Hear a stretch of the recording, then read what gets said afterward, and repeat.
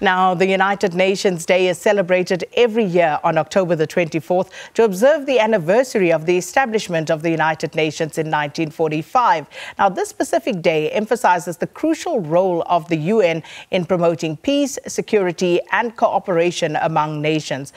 From inception to present day, the United Nations has been the only organization that addresses the global challenges at the forefront, including poverty, hunger, inequality, climate change and conflicts around the world. In South Africa, United Nations Week 2024 will be observed starting today until October the 28th, with a series of events and community-driven initiatives culminating on United Nations Day. So to talk to us more about the significance of today, we're joined virtually by United Nations Resident Coordinator in South Africa, Nelson Muffuh. And thanks so much for your time, Mr. Muffuh, and happy United Nations Day.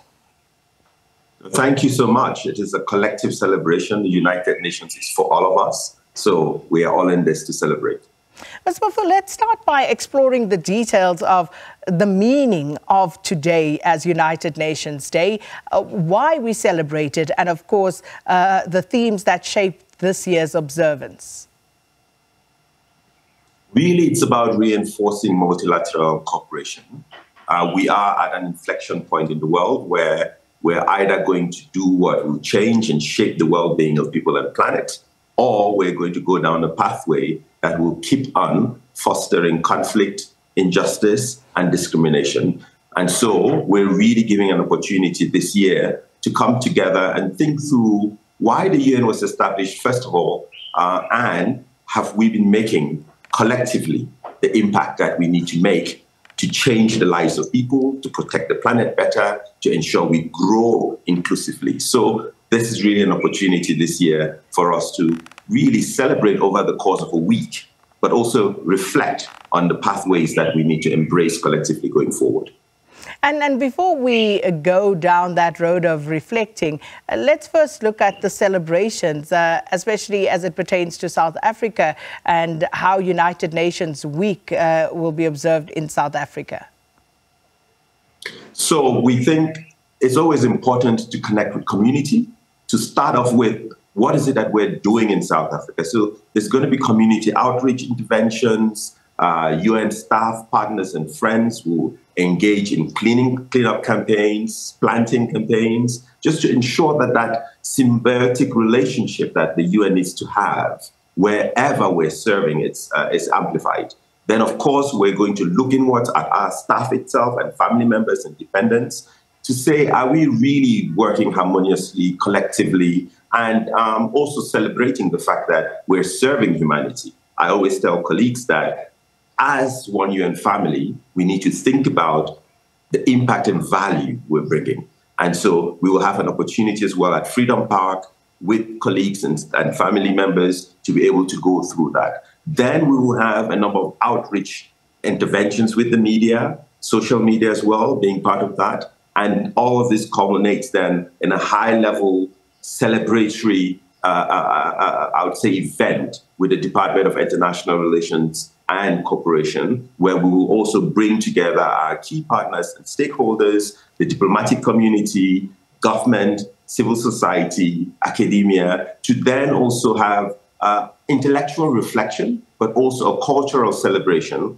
of what the UN and our collective efforts really can continue to bring to humanity. And again, just focusing on South Africa for a moment, South Africa's sustainable development efforts, what is the UN country team doing to support South Africa in attaining those sustainable development goals?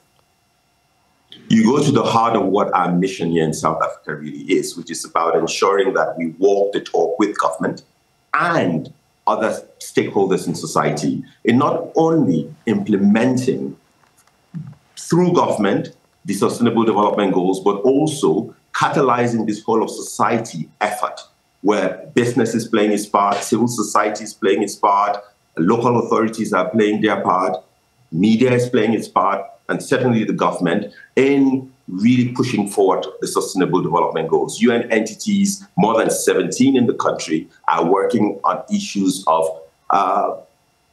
employment and job creation, are working on social protection, are working on learning, education transformation, are working on food security issues, are working on issues that pertain to migrants and their integration or not into society and how we can make that harmonious, are working on issues of anti-corruption and building a capable state. So are working really right now on pushing forward efforts to ensure the just energy transition really leaves no one behind. So spanning from the work that UNICEF, UNDP, UNAIDS, WHO, UN Women, UNFPA, the UN Office of Drugs, Crime, really a number of UN bodies all in the country working together in an integrated manner to try to make a difference. And South Africa really, just like many other countries across the world, is not making enough progress on the SDGs. It's certainly on the right track, but we have an opportunity now to what we call course correct and accelerate efforts in the last 6 years between now and 2030. And with the government, we really are trying to push that forward through energy, through food, through education, through digitization, through what we call localization, through social protection, and ensuring that everyone is playing their part. Mr. Muffuh, now, just moving to other matters, with the highest number of violent conflicts since the Second World War, is it time that the United Nations rethink its efforts to achieve sustainable peace? Because many would argue that the current structure of the United Nations Security Council, for example, is pretty much premised on the geopolitical realities of 1945 when the United Nations was established. But things have changed drastically since then. So what are your thoughts? What is the UN's deliberations on this particular matter? Is it time for reforms of the UN and its Security Council in particular? Certainly, we cannot use the tools of 1945 to address the challenges that are persistent today and the emerging ones that we can envisage going forward. And that's why the UN Secretary General really led an effort to ensure that we come to a summit of the future, which just took place in New York in September, and where a seminal outcome document, the Pact for the Future, was also agreed. And at the heart of that is about reform of the multilateral governance system, that's the UN, including its Security Council, which is not inclusive of African countries as permanent members with veto, and also reform of the international financial architecture, as well as looking at how we put up guardrails and better leverage digital cooperation, the new world of AI and other innovations going forward. At the heart of this is also how we include young people and women in all the efforts that we're doing to course correct and propel the achievement of the Sustainable Development Goals. So you would see that at the heart of all of this is reform and getting things moving better inclusively and having everyone at the table. And the Secretary General has been very vocal about the fact that Africa deserves and must have seats that are permanent in the Security Council with a veto, comparable to how the other global powers are currently benefiting from this arrangement. So yes, it is time to course correct. It is time to bring more inclusion and equity into global governance arrangements. Mr. Muffuh, we have to leave it there, but thank you.